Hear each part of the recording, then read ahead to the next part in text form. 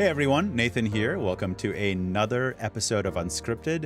Hey, today I got a great guest, and that is Kayye from RavePubs. Gary, great to have you on. How are you? Look, I'm honored to be here. Thanks for having me.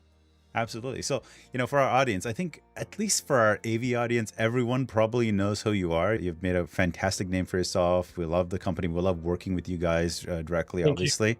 Tell us a little bit about your AV journey, and then maybe we can end with the RavePubs because I know you've done a lot for us in the industry already. Yeah, I got in the industry working for a manufacturer, right? I mean, almost right out of college. There was a startup company called Extron that literally was just beginning, and I was one of their first employees and worked there for almost 10 years. We went through huge growth. You can imagine when I started working where we were less than 25 people. And then by the time I left, we were, a lot, thousands. So we grew a lot, and it was an interesting experience. And so I grew up from the manufacturer side, seeing what it was like, to serve integrators and build products for end users. So it was kind of interesting, and it was all techie, right? I mean, my degree was marketing and advertising. I've always been in the creative space. So what I was good at doing for Extron was taking really techie things and making them understandable by regular people that wanted to understand how technology was going to help them or didn't even understand why. This is before PowerPoint even. When PowerPoint first came out, people were resisting it, right? So we had to figure out a way to get them to use it and a simple way to get them to connect computers up to projectors. And so dumbing that terminology down and sort of simplifying it was sort of my job at Extron, among other things. And I really enjoyed it. And then I went to AMX, which is a control system company in the same industry. And then I decided I wanted to do my own thing after doing those two things for about 13 years. I wanted to do my own thing and decided to start my own company doing consulting. And the publication, quite honestly, was an accident. It was not intentional. The publication came out of me using the writing and the education, which became RavePubs, as a marketing tool for my consulting business. But the publication grew much faster than the consulting side. So that's how RavePubs got started. It was sort of an accident. Now, how long has RavePubs been around? 2003. Yeah, Wow. So we're 21 years old now, believe it or not. But yeah, it's weird. We've been around for 21 years. It's a big deal because imagine the amount of content, the amount of impact, the amount of people you've moved into this space. I mean, you've had a massive impact on it. I know you're probably blushing, trying to not admit it. And the other thing that's distinctive about RavePubs that I love at going to all these shows is the sea of people in purple, right? Your folks are everywhere. I don't know how many. I'm big on consistency. I'm big on consistency. So I'm big on, I want people to find us. I want them to recognize us, and I want them to know what it is we do, right? That I think is very important. It's always baffled me when a company does something impressive and you're like, well, what do they do again? Or they have this great logo, but you have no idea what they do. So I've always thought you got to make sure you're really clear on what you do, but you're also clearly recognizable. So that's why we don't play around with the color schemes and do all these weird things. I guess you could consider it boring in one space, but the idea is that you can find somebody on the show floor that's wearing a Rave shirt and you can ask them anything and they'll be able to answer that question for you. But our job at a trade show is to educate, right? We're grabbing content through video, we're grabbing content through words, we're grabbing interesting people, we're interviewing them, we're showing new products. That's our job, is to make the industry sort of accessible to everyone. And they're doing a really great job, if I might add. I mean, again, like I said, it's instantly recognizable, and the work you guys do is such high quality, which is fantastic. One of the things I noticed about your profile is that you're a professor. I did not know this. So since 2009. So talk about how did you get into that, and what do you teach, and what I think it's like a full load too. I don't think you're like a part-time. You're full-time, right? I'm not full-time. I was in the early days. In 2009, the dean of the University of North Carolina School of Journalism came to me and said, we need to start a digital advertising division of our advertising program. Would you be willing to help us with that? And so I created a new media class, a digital advertising class. And, and it wasn't just me, but I was one of the team that was picked to do this. So I was originally as an adjunct for about 3 or 4 years. Then I became full-time. So I've been teaching full-time since about 2004, 2005, 2014, 2015. I've been a full-time professor, which basically means as a teaching professor, it's what's known as a full load, means I'm teaching 3 classes each semester. And what's interesting is I am honored and lucky enough to be able to teach the intro to advertising course, which is the first class every single student has to go through that's an advertising or PR major. They all have to take it. And so I have 132 to 140 students twice every semester in that class.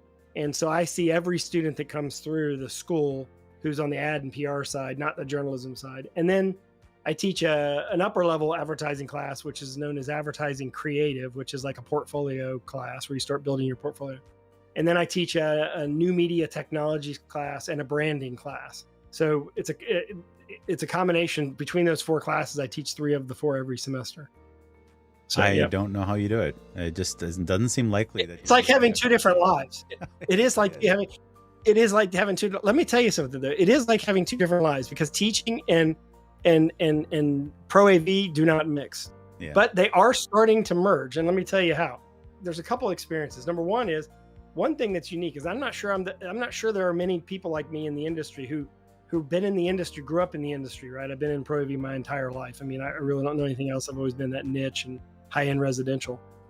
But I'm actually using the equipment. I walk into a classroom and I'm actually a user. I'm not like an AV tech who programs a class. I'm not an IT person. I'm an actual professor who comes in and uses it just like all the other professors on campus. So the advantage of that is I get to see all the greatness in our campus technology, and I also get to have impact on how to make it even greater. And our campus has definitely been a national, if not arguably international leader in places like high flex learning. Like we had some of the first high flex classrooms in 2017. We built high flex classrooms. I don't think any other university was doing that in 2017. And when the pandemic hit, thanks to our AV team, we were all in line within a week after that spring break. So I've been part of that.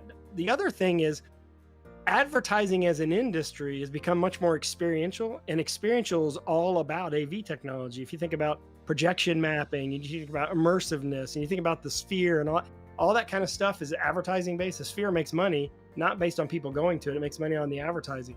And so those industries are merging at the same time that I'm in both industries. So when I started teaching, they weren't related, but now they're very much related. And so therefore, I take a lot of students to Infocom and to ISE and to DSE and CEDIA and shows like that, Enterprise Connect.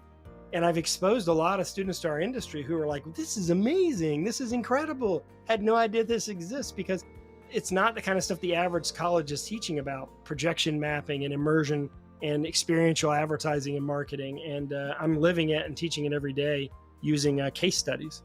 That's incredible. So not only are you teaching the public, but you're also teaching the younger kids of tomorrow, our future AV enthusiasts. Half my teaching career has been teaching millennials, young millennials, and half has been teaching the older generation Z.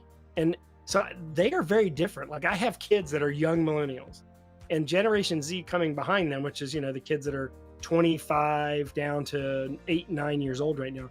They're very different. They're very different. And they're they're coming into management quickly. They're having success very quickly in the workforce. They're the reason why people aren't going back to the office. So they're the reason why a lot of your products and technology are so successful. My daughter travels with a Logitech camera because of the pandemic. Awesome. And just, she doesn't need to be in an office. It's more than good enough. You've definitely covered a lot in your career, and I mean, honestly, no one has ever said I don't talk enough. No, not at all. I mean, it's great to learn more about you, because again, I see you at the show floor. We work together, obviously, in terms of building great media experiences and stuff like that, but never really understood like, what does Gary Kayye really do? And that's really what I wanted to do here. Now, what would be your superpower? You've done a lot of things. You're still doing a lot of great things for the industry. What would be your superpower? Well, besides believing that in my former life or in my future life, I'm going to be a Jedi. If we put that on hold for just a second, I have to say bringing young people into the industry. For 13 years, we've been bringing between 25 and 35 young people, meaning students, interns, to trade shows. And we don't just pull them right out of the class. We put them through a rigorous training program. We explain them not just about what we do, but what the industry is all about. we've exposed them to the industry, and a lot of them have gone on to do great things. They're in the industry. So I don't know how many interns. Someone told me at one time that they counted, and they said it was probably somewhere in the range of 1,300 students have come through our program. Wow. But and been at various shows. But I mean, even if only a few dozen have come into our industry, which is definitely the case. I mean, I was at Infocom, and one of my former students, Claire, who runs PR for E-Ink, for example, that's a company that's doing e-paper and sort of revolutionizing our industry. You have a couple of interns at your former student of mine at your company. It's amazing because they don't know this industry exists. Like when we say digital signage, because we're from the industry, we all know what that is. They look at me like, what are you talking about? Isn't everything digital? Why are you putting the word digital in front of it? They just see it as a sign, right? But they don't know that, by the way, these things can be giant LEDs, but they can also be things you put in your pocket, right? I mean, or things that can be on a desk that do hot desking, space booking. They're blown away. So I guess that's a hugely long way of saying bringing young people in the industry and hoping that we continue to grow. I think the way our industry is going to really grow and flourish and sort of explode is through the young people coming into the industry, finding new ways to get our products into places that we never thought of them ourselves. Esports is a good example of that. Like, who'd have thought that market was going to be as big as it is? It's huge. The esports market, the gaming market, this is a stat I learned from the Apple keynote. The gaming market is already larger than the Hollywood movie theater and television production market combined globally. So there's more people, more money, more digital money, more virtual money being spent in that world than people going to movies and watching TV shows and the advertising inside those industries. So esports, that, by the way, you can't do an esports tournament without a heck of a lot of AV gear. So I think we have a great future in front of us. Oh yeah, job security, right, for the future, well into the future. Yeah. So really, your superpower is two different things. One, you're teaching kids in college, right, and preparing them, and then you're also giving them the opportunity by coming out with the shows, working for RavePubs. So I mean, that's quite a superpower, I have to admit, quite a superpower. Well, I have to say, the reason why I am able to do all I do is I have a great team behind me. Everyone at Rave is amazing. I mean, you've met a lot of them. They're really nice. They're really cool. They really want to do the right thing. They want to bring the industry beyond the borders where it is now. And they're also they're just really good people. So, you give me all these compliments, but really they're because I'm backed up with an amazing team. It's a team effort, I get it. But you're the leader and you started it, and you've created this amazing. I have the stress over starting it. There you go. Yeah, there you go. There you go. You had that for sure. And we definitely appreciate what you do, Gary. I mean, you're such a force in the industry in itself. But one, I wanted to thank you for sharing your story today, because it's really nice of you to spend some time with us and cover everything. Just thank you for being on. I appreciate your time. I appreciate it and honored, and thanks for all that you do for the industry. You're a great educator. Your company's done some amazing things. I mean, you guys had an amazing run during the pandemic. There's not a company that did much better than you. So congratulations on your success as well. Thank you again. And thanks again, Gary. And that's it, folks. That's another episode of Unscripted. See you next time.